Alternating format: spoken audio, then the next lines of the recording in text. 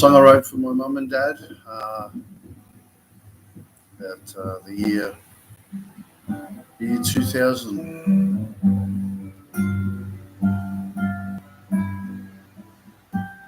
And I wrote it on a right-hand guitar, and I play left-handed. So I'm thinking of you today, and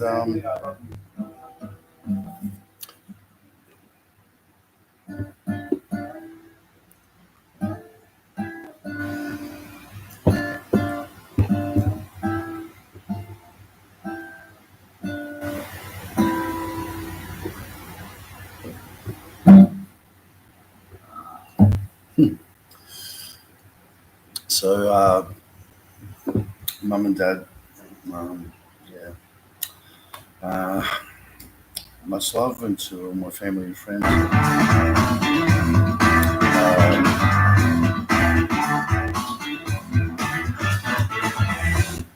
That was a bit of an intro. No, please, come on. Don't get carried away. So, anyway, we'll go and say, mum and dad, and to my family, friends, my sisters, Melissa and Bree, my nieces, Sarah, Maddie, and Harper. Love from Uncle Craig from Vietnam. We're just getting a bit of scenery in the Philippines in Boracay in 2017.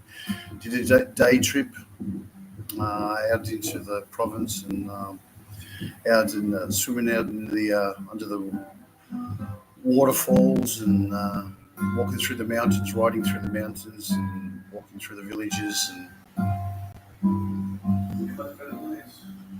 big buffet feast, and met a couple of great people, and just had the most incredible day.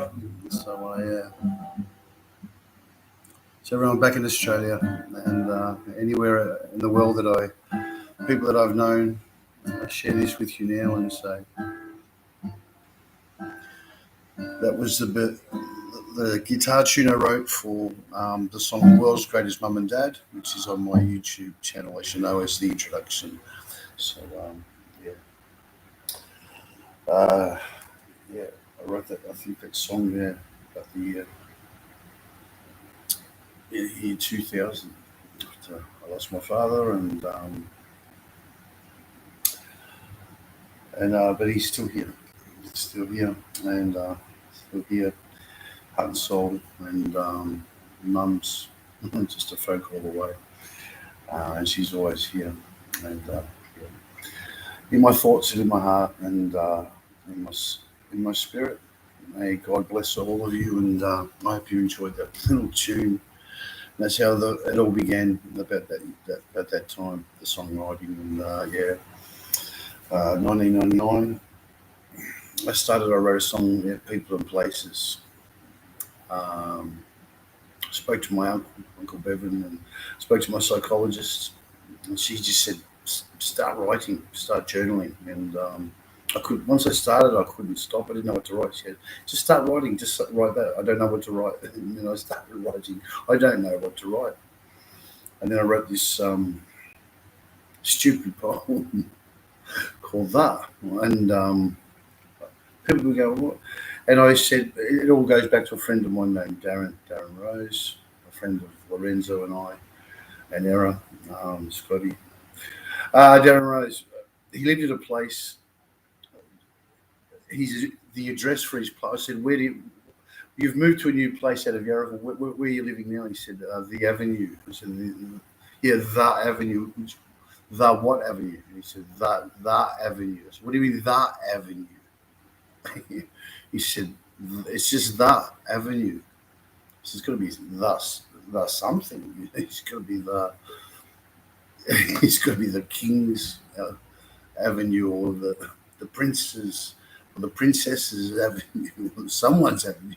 It's got to belong to someone. If that's an article, the Avenue. That's the Avenue. Anyway, it's a stupid joke. I was thinking about it. I was laughing about it, which prompted me to look back at this video. And I told my psychologist about it. She said, Why don't you write a poem about it? She was just think of that and just write that, whatever comes to your mind. So I did. I wrote this endless poem that went on and just kept going. And just she said, just get it out, just get it out.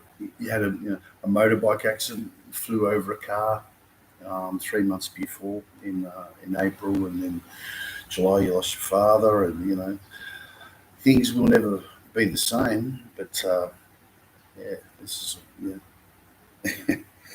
So we got to writing a poem called that went. Yeah, my uncle Bevan got a copy and probably thought, what is this all about?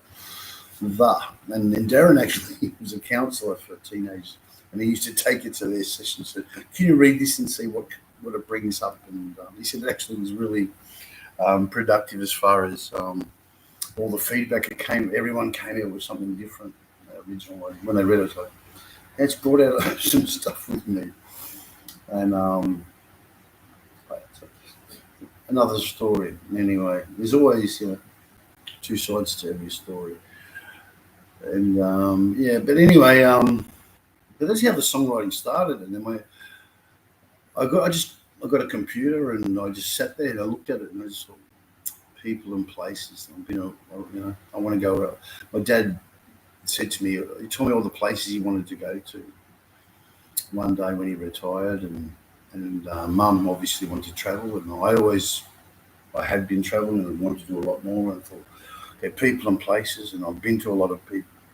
Been to a lot of places and met a lot of people and wrote the song People and Places, and that's where it began. That was song number one, and I love the people I know. I love the places I go.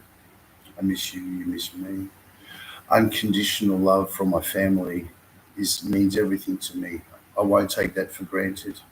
I hope you understand it. The colours of my heart used to be so black and white. Now they shine so beautiful and bright. So it just, yeah. Anyway, you'll hear the song if you get onto the channel and check it out, People and Places. And, yeah, that was from my dad. And then I wrote that song for Mum and Dad on the guitar. And World's Greatest Mum and Dad, and both verses are the same. I didn't want to differentiate, They, Mum and Dad, your Mum and Dad, and World's Greatest Mum and Dad, and I hope everyone can share that with their mum and dad and say the same thing. Anywhere in this world, that was the agenda behind that. So I dedicate that to them. And yeah, end of the day, that inspired that. I had to think back, and then before I had come home, I'd come home from Japan, as most people that know me know. In '99, after Dad was home the next day, I won't go into detail, just leave it at that. Yeah, I had a motorbike accident, which is, even up until this day, I've never been the same. We smashed into a car. I was in the back of a Harley, and then I flew over the car. I don't even know how I got through that, but it completely just, I've never ever been the same. So, yeah, it destroys your nervous system. I mean, well, not anymore, but as far as driving a car, I just never wanted to drive ever again, or be in a car, or just the trauma. It's just, I won't go into it. I'll keep going into detail, man. Took a long, long time, and still to this day, probably would never feel 100% comfortable. This is what happens. Trauma, yeah, like that. It's not completely healed, even 20 odd years later. But yeah, and then to lose my father just 3 months later, just at 48. So yeah, so I met a woman, I fell in love. Her name was Maida, and then I wrote. I told her I would always pay, no matter how things have turned out. Getting closure on that part of my life, as people know. I did write 3 or 4, even up to 4 songs. I was madly in love before I left Japan, and then I wrote a song. The first song I wrote was called Chocolate. She was Latina, and yeah, and I was just madly in love. So I dedicated the song "Chocolate" to Maida, and she was she was sort of like chocolate hair, chocolate eyes, that chocolatey skin, and just everything. Just I don't know. Just that's where the album "Chocolate" came from, and the song. I was having a bit of fun with the lyrics, and obviously some innuendo to the, you know, that's what you write when you're 27.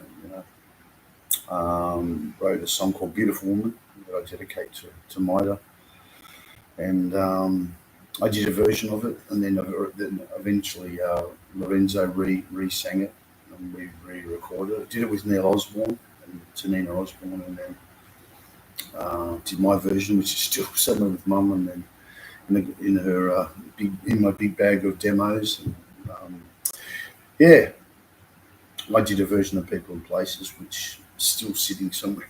The demo and the lyrics are still sitting in Mum's garage, safely hidden away. um, so I wrote that song "Beautiful Woman" and for Maida, Isabel Calnucci Molina. Then I wrote another song for her. um, um, Sex Appeal, but I call it now Kryptonite because she became my kryptonite ultimately. And anyway, yeah, things don't work out. I'm no Superman. That's what I've renamed it. I'm no Superman. She gets that probably. I love that show Scrubs, that comedy Scrubs series. She didn't. She hated it. I loved it. And we used to come in with it. I'm no Superman. And I said, well, I'm no Superman, and you are my kryptonite. So I hope one day she can laugh at that. I find it funny because it's a true story. I ain't no Avenger. I ain't no Superman. I ain't no Iron Man, and nobody else is either. We're all just Genesis 3:19. For we are dust. For dust we shall return. Yeah, that's it. We're a spirit having a human experience. So we must humble ourselves. And yeah, so that's the songwriting. That's how it all began. The songs, I kept going to my psychologist. Couldn't wait to show her the songs, and then I could go on and on and on, and I won't. Got to be careful um, because you write songs and you just want to keep it more private. But I probably will have to edit this bit out. Yeah. Anyway, world's greatest mum and dad. I think we'll trim this video and we can go to where are we at? Yeah. So end of the day, I couldn't stop writing. It's just always been within me. So I was actually sort of writing before all that happened, which is not serious.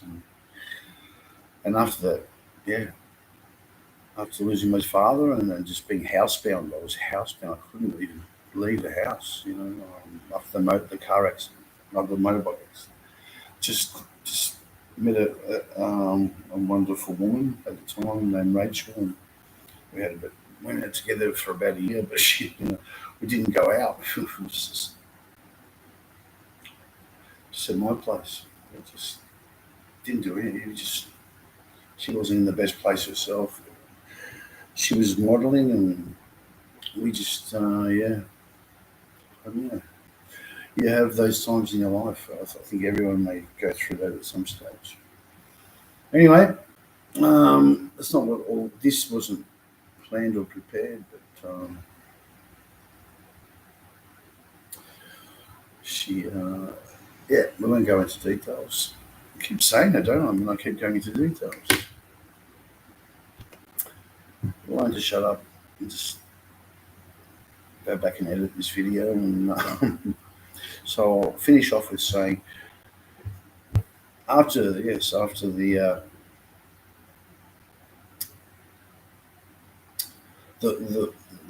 beginning of the writing process, wrote the song on the guitar, bought a right hand guitar and a left hand guitar.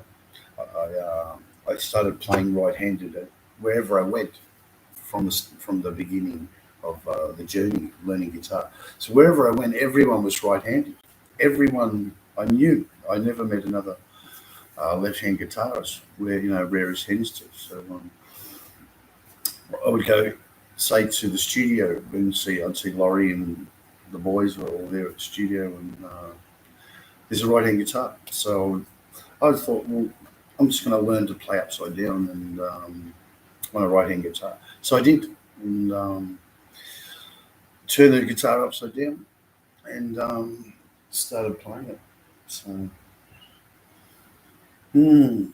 so I taught myself to play a right-hand guitar, and then as I said, wherever I went, I just would pick up someone's guitar. It's right-handed, and I would start playing it. Just turn the chords around, and my finger pattern I found created sounds that you can't create on a left-hand guitar. So I thought, this is pretty original. So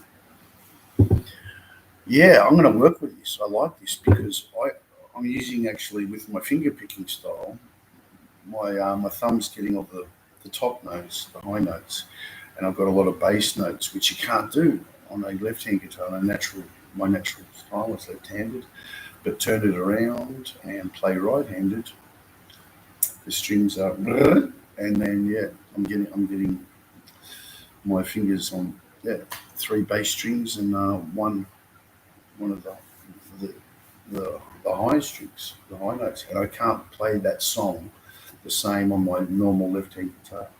So when I ultimately wrote the song, I said it's got to be the right-hand version, not the left-hand version, because it sounds better. And I can't, it's definitely original. So yeah, all good. So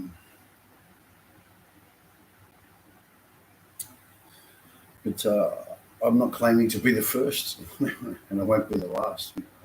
Won't mention names, but many have done it before me.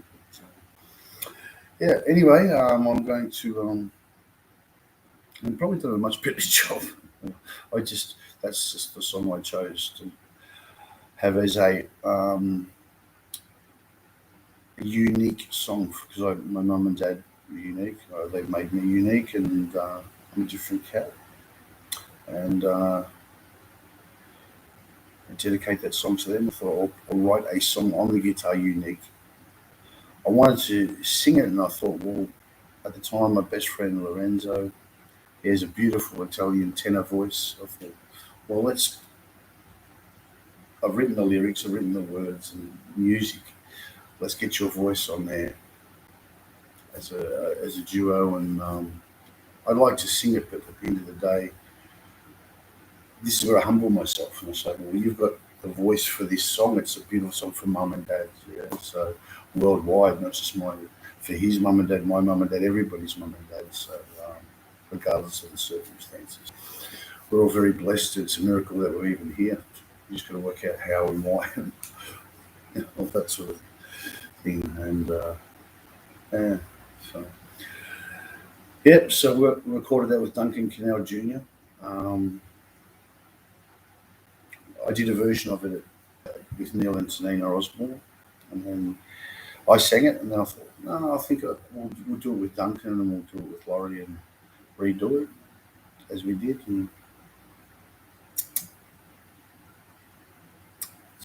kind of go in the groove.